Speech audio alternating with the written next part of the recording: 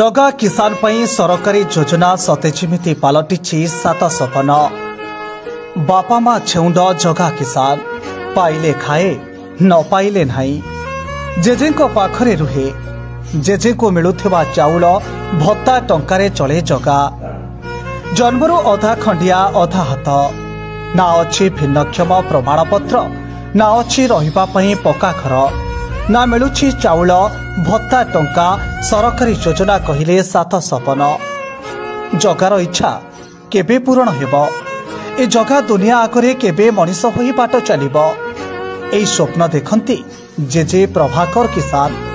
एहिपरि एक खबर पाई सुख दुखर साथी असहाय प्रेमी दुखबंधु विश्वाल और HRDFI इंडिया पहुंचथिले असहाय जगा किसान को पाखरे।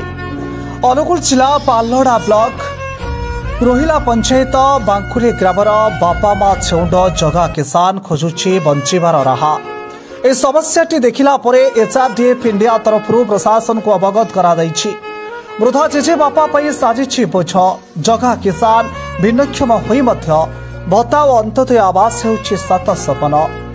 तुरंत भिन्नक्षम प्रमाणपत्र और भत्ता और अंत्योदय जोगाई देबा सहित पढ़िबा पई व्यवस्था करिबा सहित समस्त सरकारी योजना जोगाई देबाकू बांकुली ग्रामर संतोष साहू और ग्रामवासी अनुरोध करने सहित human rights defender from India प्रशासन को चिठी बा tweet email online grievance portal माध्यम जिला प्रशासन को शिशु सुरक्षा विभाग को अवगत कराइछंती एवं समाजसेवी दुखबंधु विश्वाल कहते यथाशीघ्र जगा किसान को भिन्नक्षम प्रमाणपत्र सहित भत्ता अंत्योदय आवास पढ़िबा व्यवस्था करा जाऊ बोली दुखबंधु हाथ